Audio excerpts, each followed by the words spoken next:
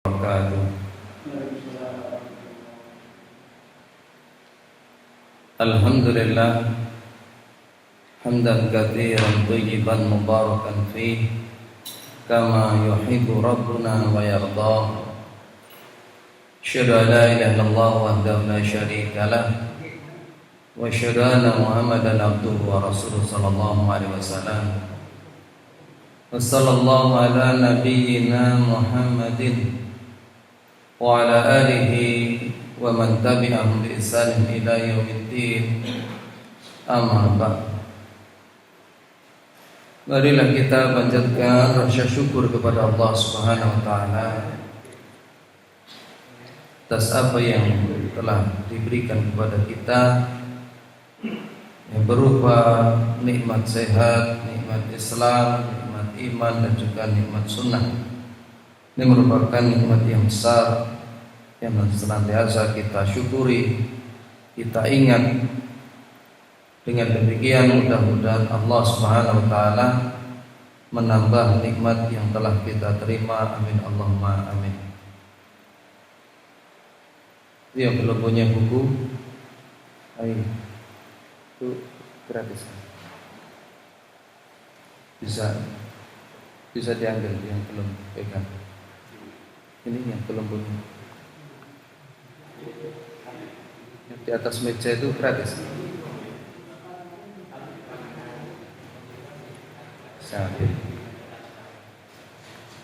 Kita akan lanjutkan Asyrul Rukaiza fi Tarbiyatil Abna, 10 pilar dalam mendidik anak, yang ditulis oleh Syekh Profesor Dr. Abdul Razak bin Abdul Muhsin Al-Abad Al-Badr.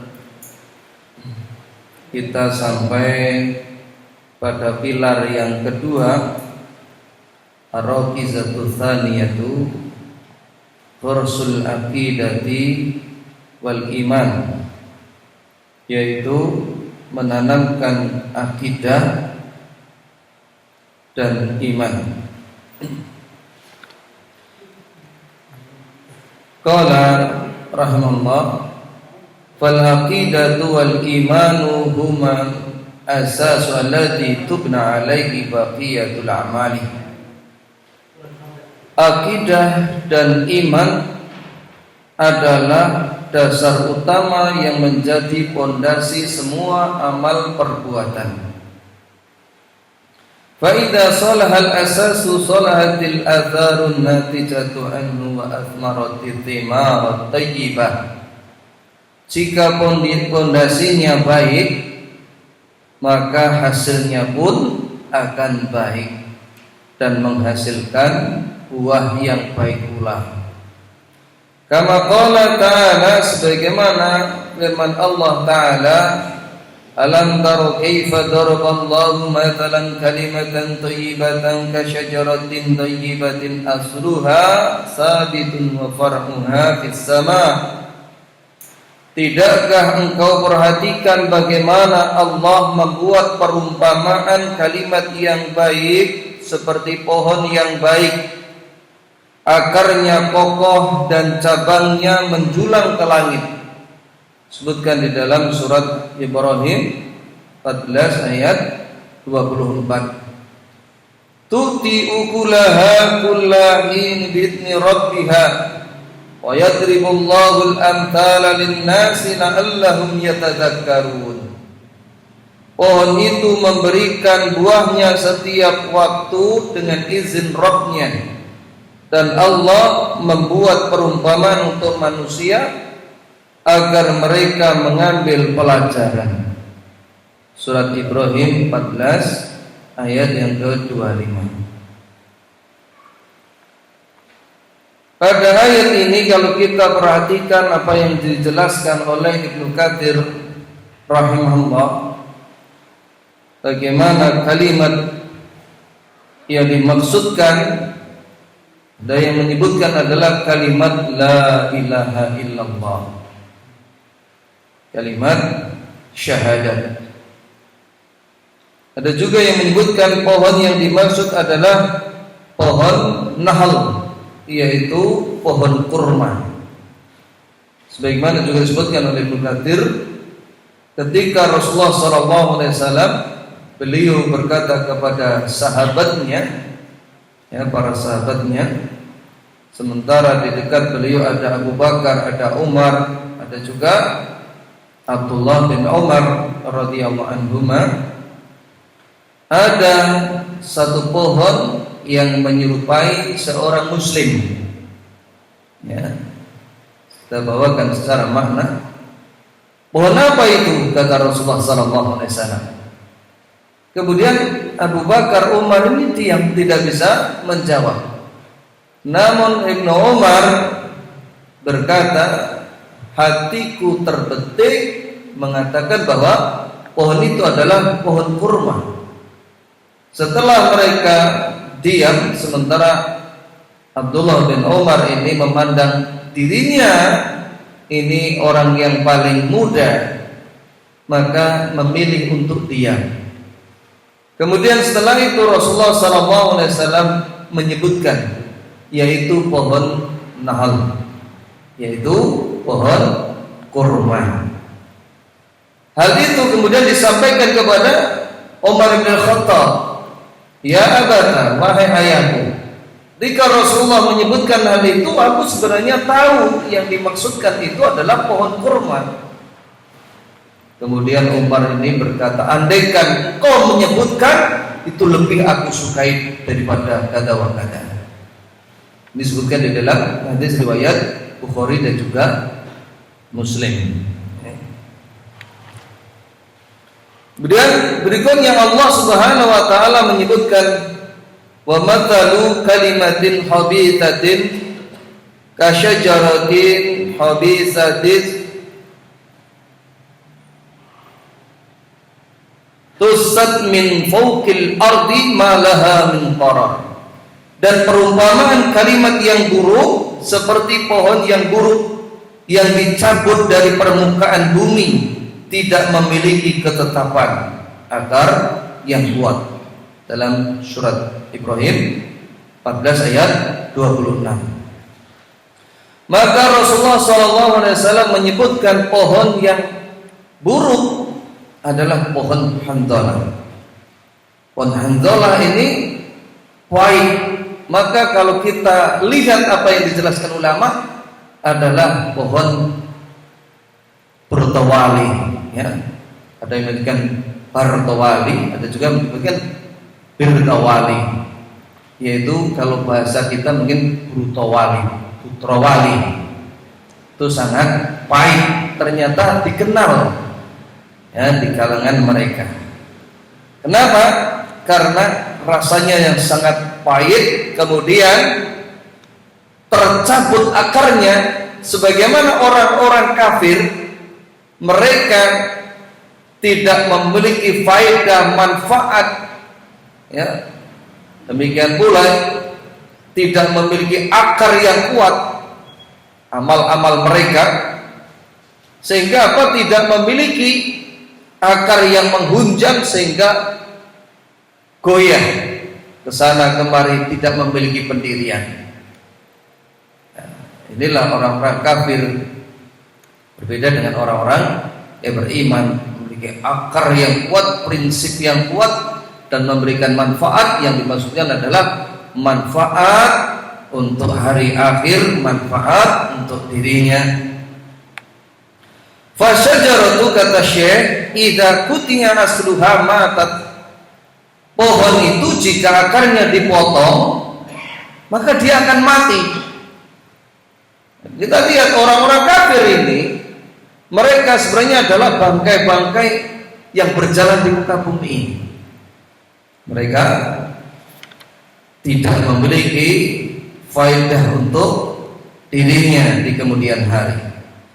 Wa kadzalika dinu idza lam yakum ala tauhidi lam yuntafa'u bih. Demikian pula agama, jika tidak dibangun di atas tauhid, maka tidak akan bermanfaat padanya. Ya, fa manzilatut tauhid minad din kamanzalatil usuli minasyajari wal qawaidi minal bunyani. Kedudukan tauhid ini di dalam agama seperti akar pohon dan pondasi dalam bangunan. Jadi orang-orang yang memiliki amalan-amalan yang banyak, kita saksikan saudara-saudara kita yang lain, apabila mereka tidak memiliki akidah yang benar, maka mereka akan mudah diterpa oleh angin. Sehingga kita saksikan bagaimana orang-orang di pelosok, orang-orang yang terkena musibah, mereka sangat mudah sekali untuk dikristenisasi, untuk dimurtadkan, karena tidak memiliki akar yang kuat, tidak memiliki prinsip yang kuat. Ini di antara sebabnya.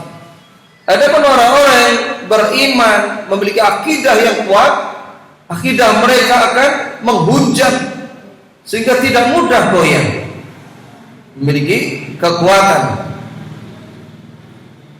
Demikian pula orang-orang kafir, ya, mereka amal meskipun banyak yang dilakukan, mungkin menyumbang, menyantuni, ya.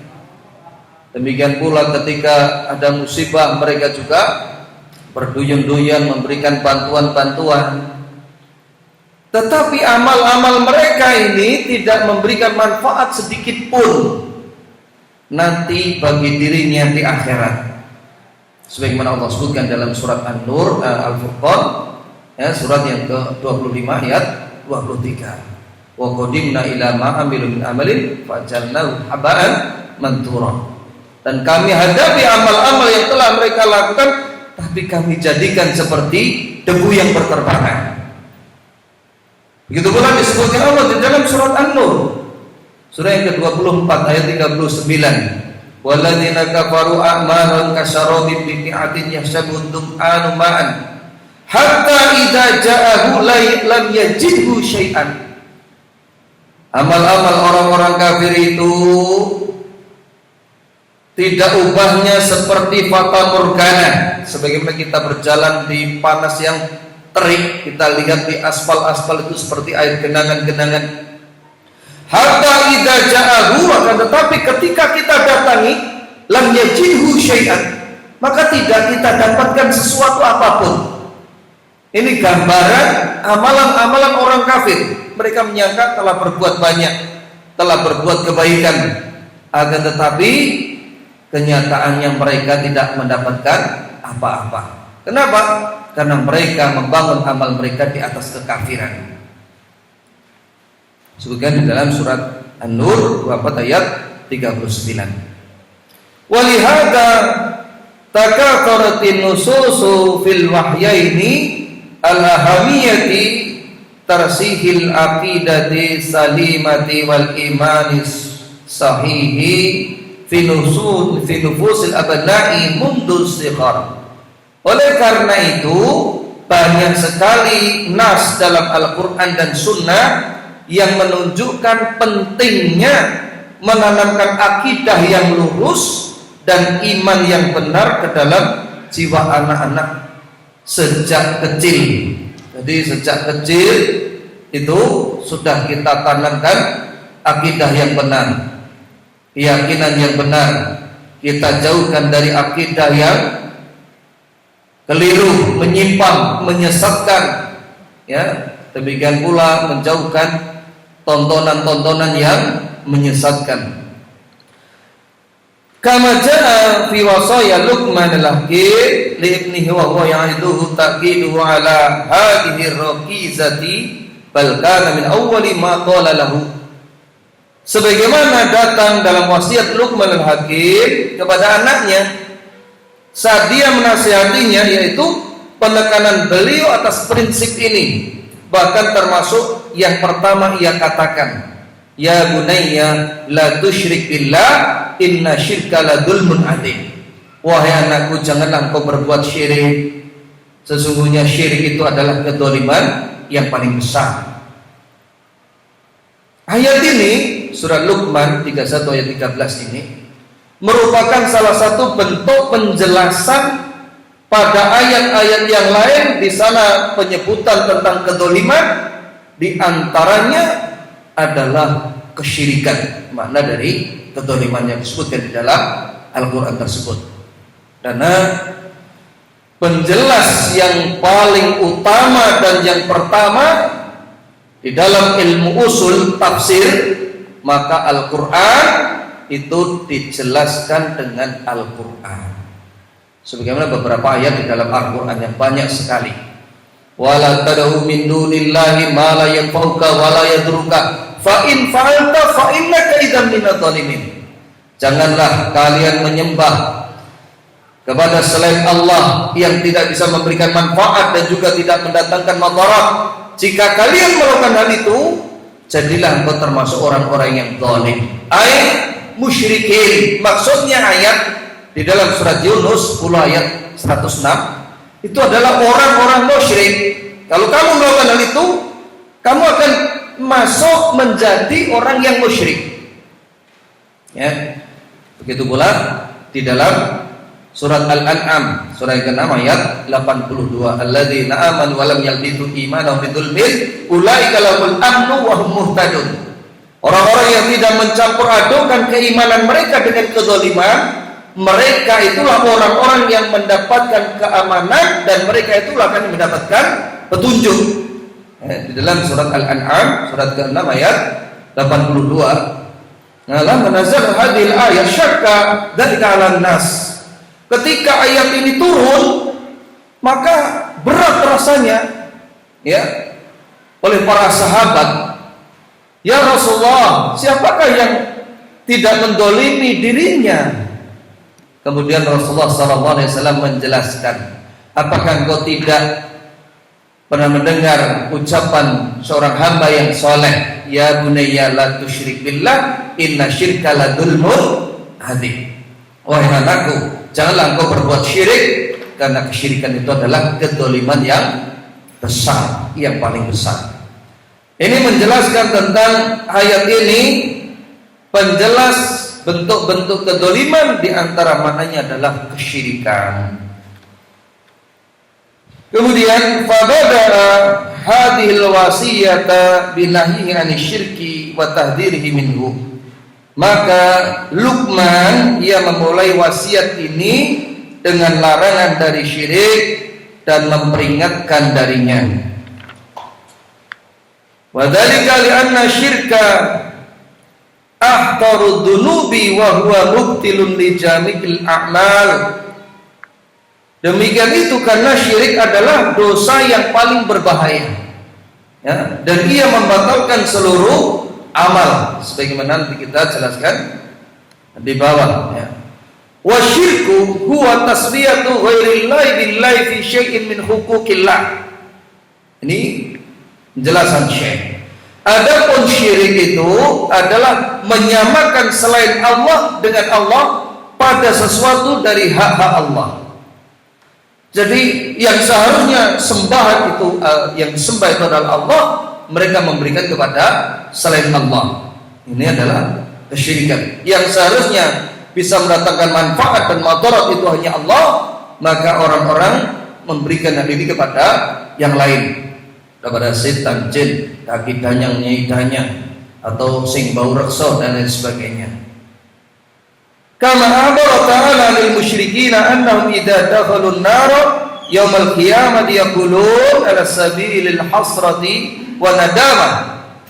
Sebagaimana Allah Ta'ala mengabarkan tentang orang-orang musyrik, ya, bahwa saat mereka masuk neraka pada hari kiamat, mereka berkata dengan penuh penyesalan, dengan penyesalan yang mendalam, tallahi in kunna lafi dhalalin mubin in nusawwikum bi rabbil alamin.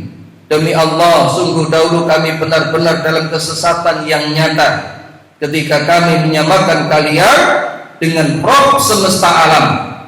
Ini menyamakan sembahan-sembahan yang mereka sembah dengan Allah Subhanahu wa taala. Ada kuburan, ada bebatuan, ada pepohonan, ada kiai, habib, ada juga pemimpin-pemimpin mereka. Mereka menyamakan dengan Allah, jadilah mereka menyesal. Dilihat pututnya.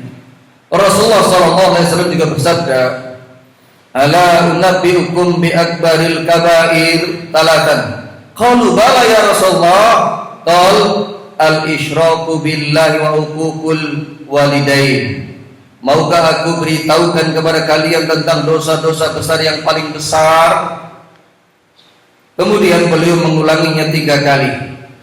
Mereka para sahabat menjawab, tentu ya Rasulullah. Beliau bersabda, syirik kepada Allah, durhaka kepada kedua orang tua. Disebutkan di dalam hadis riwayat Bukhari dan juga Muslim.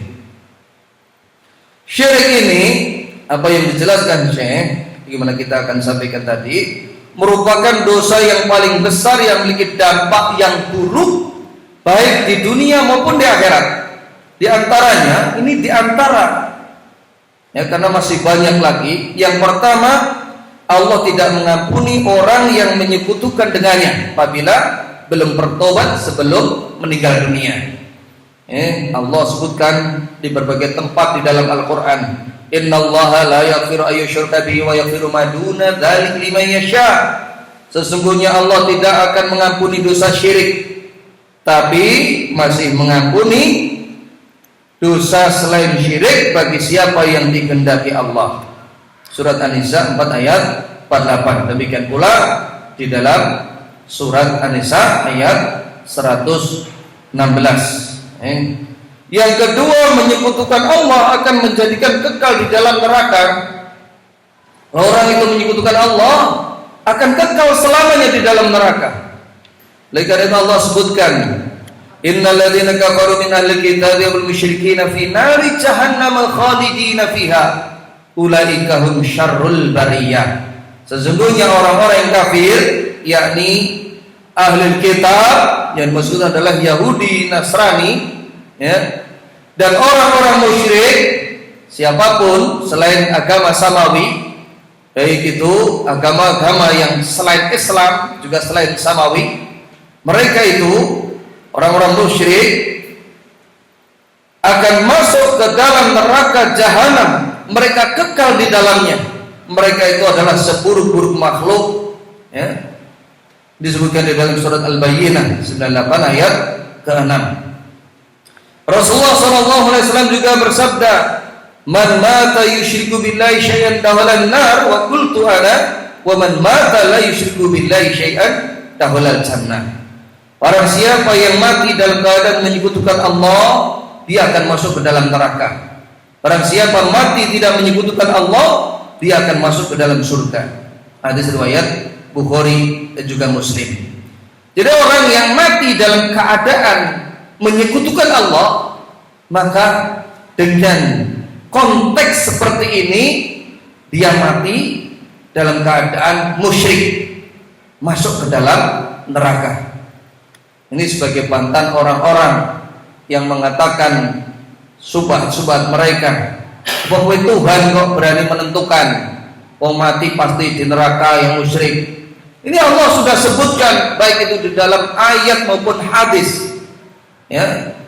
Dalam ayat-ayat Al-Quran Allah sebutkan, demikian pula Rasulnya juga telah menyebutkan apa yang menjadi ragu, ya. Bahkan di antara nawaqidul Islam, pembatal keislaman yang ditulis oleh Syekh Muhammad bin Abdul Wahab, di antaranya apa? Tidak mau mengkafirkan orang yang jelas kekafirannya. Nah, seperti ahlul kitab, ini jelas kafir, maka orang-orang kafir, orang-orang musyrik masuk ke dalam neraka. Dan yang ketiga, dampak buruk dari kemusyrikan, orang yang menyekutukan Allah diharamkan baginya surga. Allah Subhanahu wa taala berfirman, innahu may yusyrik billahi faqad harrama Allahu 'alaihi al-jannah wa ma'wahu an-nar. Barang siapa mempersekutukan Allah, maka sungguh Allah haramkan surga baginya dan tempatnya adalah neraka. Surat Al-Maidah 5 ayat 72. Haram di sini maksudnya apa? Al-mamnu, dia tercegah. Dia tidak bisa masuk ke dalam surga. Bahkan disebutkan karena dia najisnya najis mughalladhah, bagaimanapun dibersihkan tidak akan bisa bersih. Karena najis orang-orang musyrik, sehingga mewajibkan dia kekal selamanya di dalam neraka. Ini sangat mengerikan. Kemudian yang keempat, kesyirikan akan menghapuskan amal ibadah seseorang, sebagaimana disebutkan Syekh di atas. Wa dzalika li'anna syirka aqtaru dzunubi wa huwa mubtilun li jamil a'mal, kata Syekh. Demikian itu karena syirik adalah dosa yang paling besar dan dia membatalkan amal-amal. Ya. Ini disebutkan Allah berulang-ulang di dalam Al-Qur'an. Di antaranya di dalam surat Az-Zumar 39 ayat 65. Wa laqad uhiya ilaika wa ilal ladzina min qablika la in asyrakta la yahbatanna 'amaluka wa la takunanna minal khasirin. Dan sungguh telah diwahyukan kepadamu dan kepada nabi-nabi yang sebelummu, jika kamu mempersekutukan Allah, niscaya akan hapuslah amalmu dan tentulah kamu termasuk orang-orang yang merugi. Rasulullah SAW itu saja diperingatkan Allah sedemikian rupa, ya. Sehingga apa? Orang-orang selain Rasulullah itu lebih berhak dan lebih berhak untuk menerima ancaman ini, karena khitab yang disebutkan dalam ayat walaqad uhiya ilaika di sini adalah kepada Rasulullah SAW. Kemudian Allah juga menyebutkan wala asyraku la bita'anhum ma kanu ya'malun. Seandainya mereka menyekutukan Allah, niscaya lenyaplah dari apa yang telah mereka kerjakan. Ini akan sirna, akan tidak ada bekasnya, ya. Dari dia mungkin sedekah, mungkin dia tersenyum yang harusnya mendapatkan pahala-pahala, di mana dia sholat, puasa, zakat, kemudian juga umroh, haji, ini bisa hilang semuanya.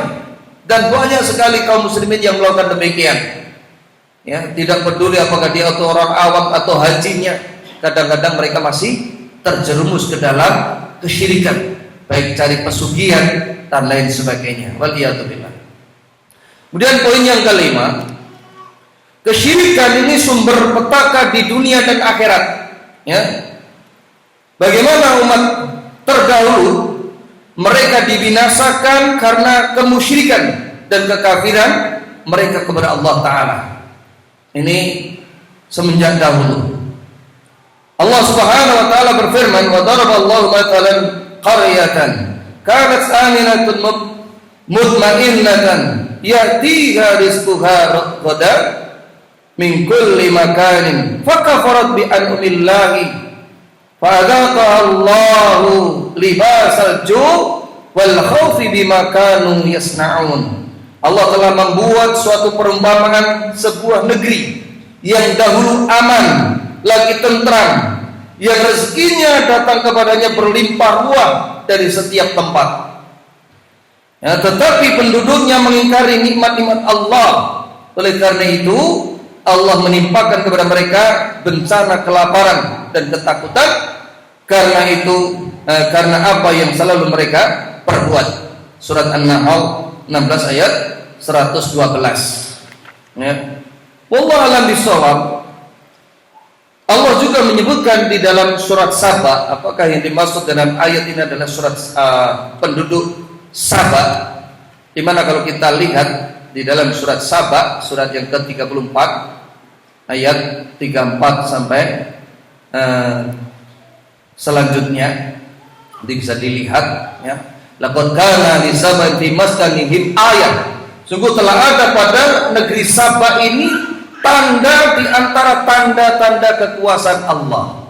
Jannatani an yamini wa an simali. Kebun-kebun dari arah sisi kanan dan juga kiri.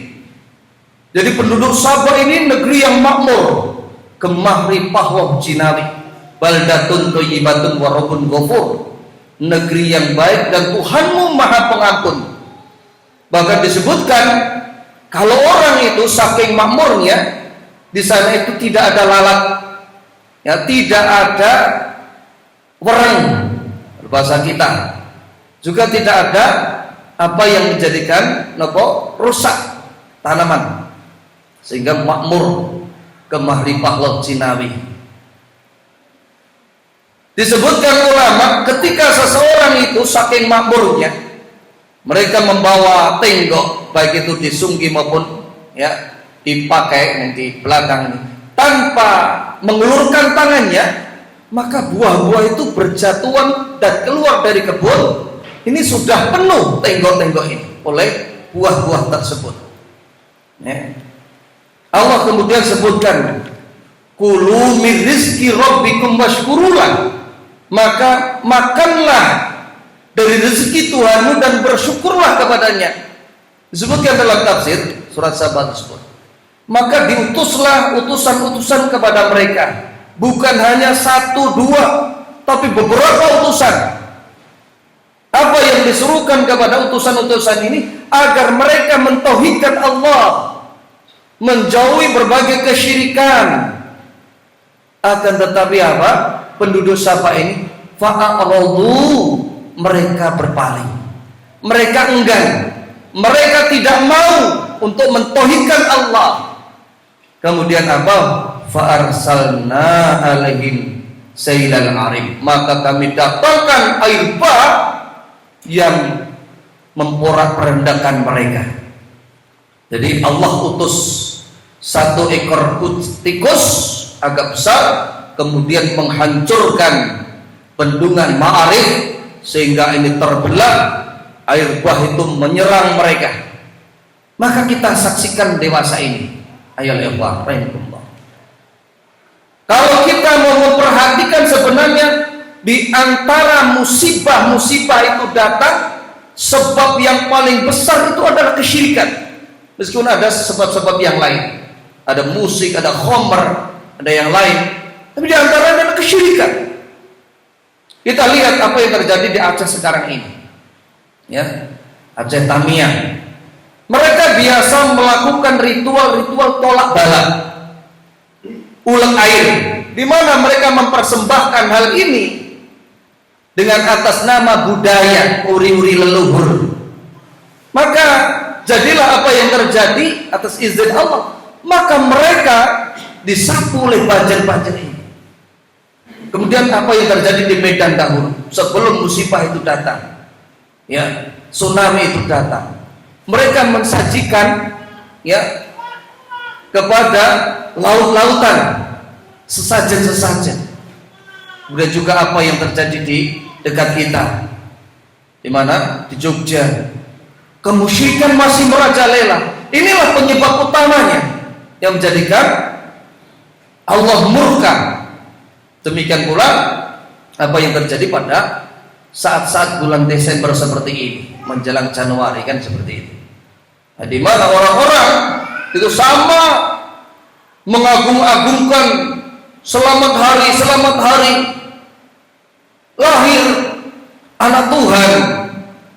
Maka ini semuanya adalah mendatangkan murka Allah. Wa qalu takhadar rahman walada laqad jitum syai'an idzan.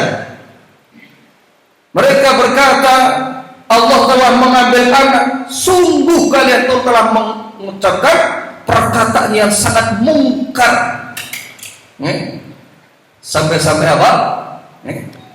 Hatta takadu samawat, sampai-sampai langit ini hampir pecah, bumi terbelah, gunung runtuh berkeping-keping,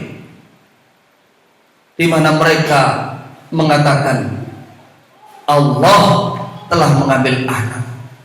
Sebutkan di dalam surat Maryam, antum bisa baca surat ke-19 ayat 88 sampai 92. Ini penyebab-penyebab inilah terjadi musibah pada masyarakat kita. Sebaliknya kalau mereka itu mentauhidkan Allah, mereka itu beriman kepada Allah, Allah janji akan membukakan keberkahan. Nah, sebagaimana disebutkan di dalam surat Al-A'raf, law anna ahlal qura amanu wattaqau la fatahna 'alaihim barakatin minas sama'i wal ardh walakin kadzabu fa akhadnahum bima kanu yaksibun. Seandainya penduduk negeri itu mereka beriman, bertakwa, niscaya kami bukakan keberkahan dari langit dan bumi, akan tetapi mereka mendustakan. Maka kami siksa mereka disebabkan apa yang telah mereka perbuat. Apakah Allah kejam, Allah sadis, Allah tidak punya rasa kasihan? Tidak. Akan tetapi semua itu agar manusia kembali kepada Allah, ya, agar kembali kepada Allah. Banyak disebutkan di dalam surat Al-Hadid, ya, 57 ayat 22, itu diantaranya, ya, ma asaba min musibatin fil ardi wa lam fi anfusikum illa fi kitab min qabli an nabraha. Tidaklah kejadian musibah baik yang terjadi di bumi ataupun yang mengenai pada diri kalian kecuali semua telah tertulis di dalam kitab Lauhul Mahfuz, ya. Inna dzalika 'ala Allah yasir. Demikian itu bagi Allah itu sangat mudah. Apa yang dimaksudkan Allah? Likaila tasau ala ma fatakum, agar kalian itu tidak putus asa terhadap apa yang luput dari kalian. Wala tafrahu bima atakum, tidak bangga diri, tidak merasa bangga terhadap apa yang kalian dapatkan, ya. Karena Allah itu innallaha la yuhibbu kulla mukhtalin fakhur. Allah itu tidak mencintai orang-orang yang sombong lagi membanggakan diri. Ini disebabkan karena musibah-musibah itu kesyirikan, ini sebab yang paling besar.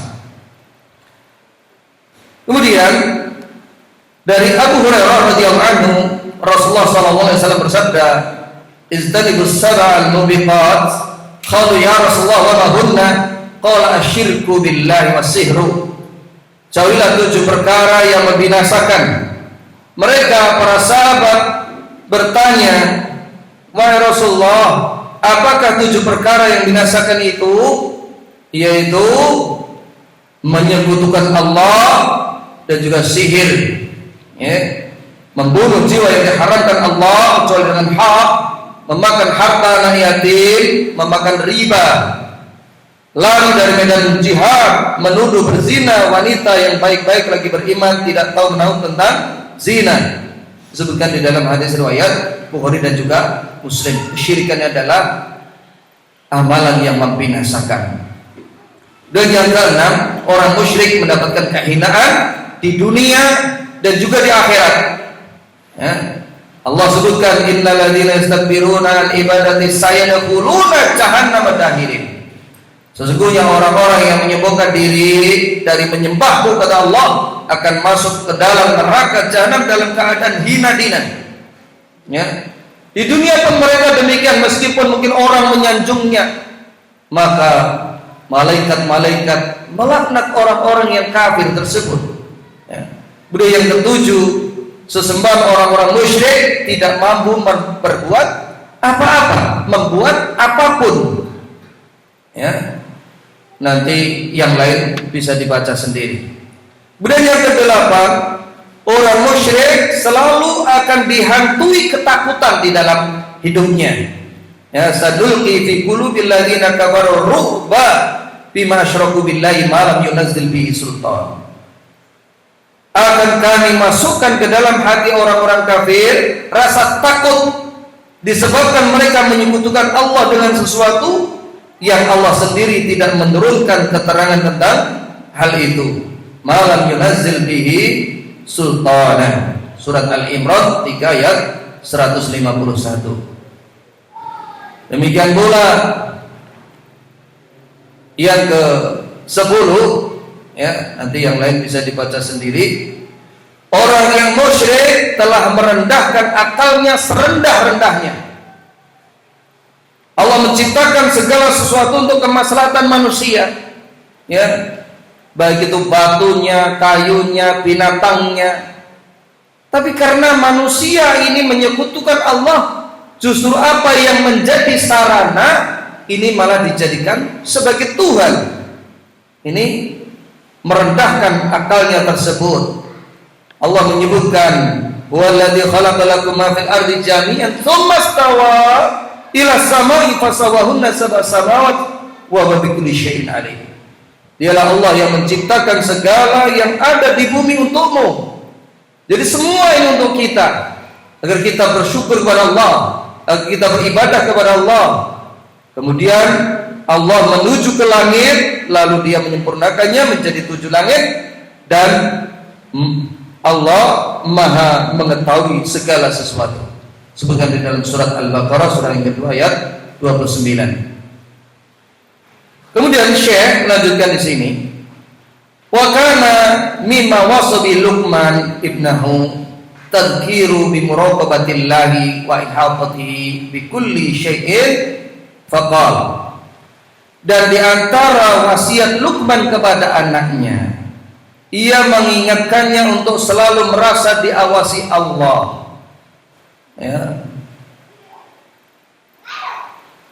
Dan bahwa Allah meliputi segala sesuatu. Sebagaimana Allah juga sebutkan di dalam surat At-Talaq, ya, surat yang ke-65 ayat 12. Nanti bisa dibaca sendiri. Kemudian lalu ia berkata, ya bunayya innaha in takum mithqala habatin min hardalin wa takun fi sahratin aw fis samawati aw fil ardi ya'ti biha Allah innallaha latifun khabir. Wahai anakku, sesungguhnya jika ada sesuatu amal seberat biji sawi dan ia berada dalam batu atau di langit atau di bumi, maksudnya mengamalkan amalan tersebut, niscaya Allah akan mendatangkannya. Sesungguhnya Allah Maha halus lagi Maha mengetahui. Tidak ada yang luput dari pandangan Allah Subhanahu wa taala.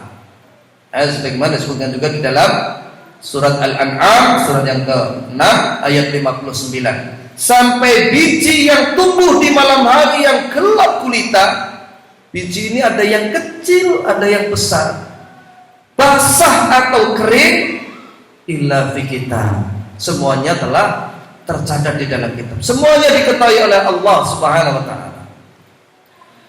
Wa fi hadza tanbihun lil abawaini an ya'nau bi tarbiyati abnaihim ala muraqabatillahi ta'ala wa annahum mutali'un alaihim.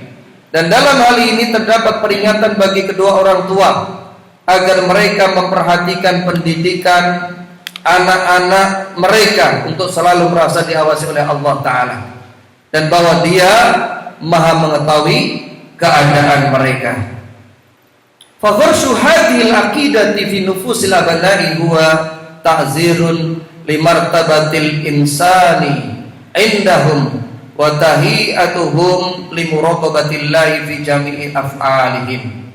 Menanamkan akidah ini dalam jiwa anak-anak adalah bentuk penguatan derajat ihsan, yaitu merasa diawasi oleh Allah pada diri mereka dan mempersiapkan mereka untuk merasa diawasi oleh Allah dalam semua perbuatan mereka. Maka kadang-kadang kita membutuhkan peragaan untuk menanamkan hal itu. Wahai anakku, ketahuilah kalau kamu melakukan hal-hal ini, Allahnya di atas langit itu mengetahui apa yang kita perbuat. Allah itu senantiasa akan membalas perbuatan kita. Kalau kamu melakukan ini dan itu, kalau hal itu buruk, Allah akan mengazab orang yang melakukan tersebut. Tapi kalau kita melakukan amal soleh, Allah akan memasukkan kita ke dalam surga. Kadang-kadang butuh seperti itu.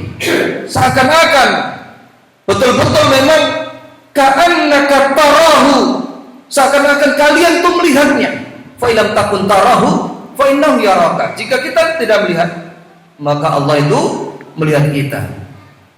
La siyama fi hadzal waqti alladhi intasarat fihi al-ajhizatu wa ma qad yasulu fiha min as-sumumi wal balaya jasimah. Terlebih di zaman ini yang penuh dengan alat-alat teknologi dan berbagai racun serta bencana yang dapat timbul darinya.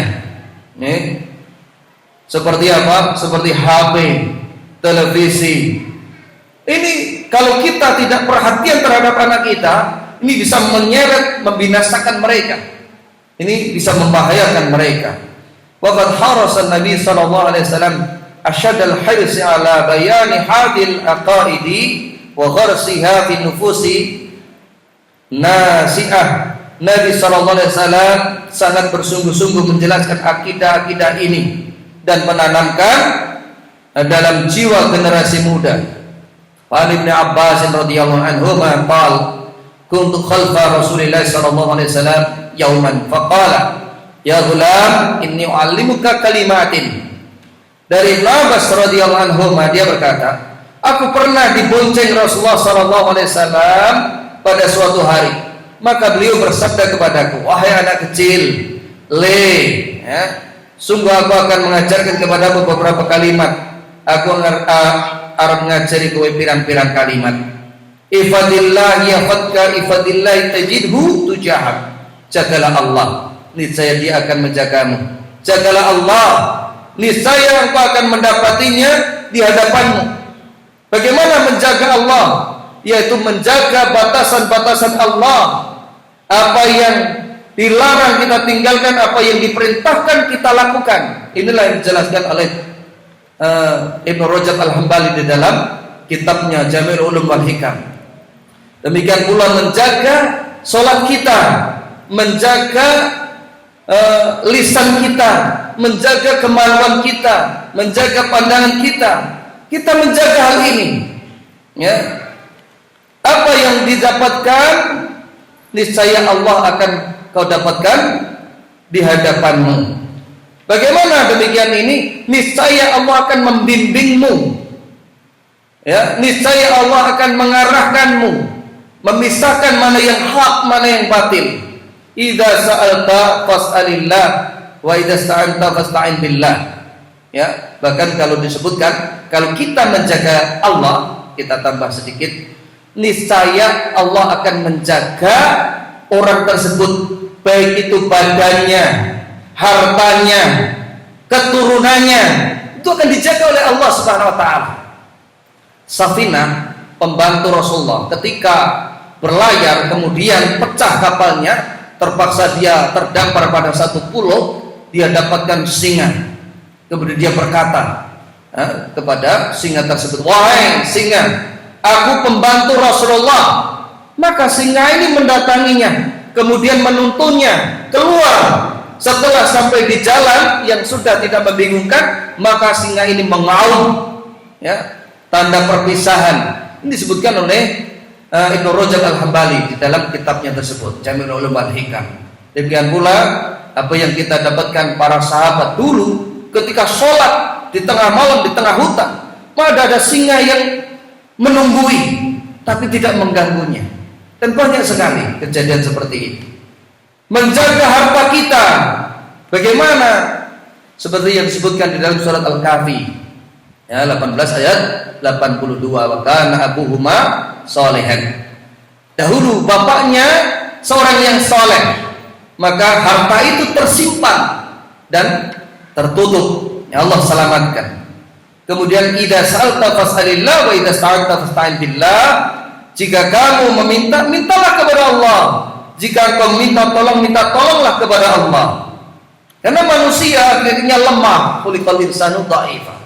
Jika kita minta pertama kedua akan menyedihkan, dan manusia mereka kebanyakan tidak suka untuk memberi. Ya. Wa'lam anna al-ummata law ijtama'at ala ayanfa'uka bi syai'in lam yanfa'uka illa bi syai'in qad kataballahu lak.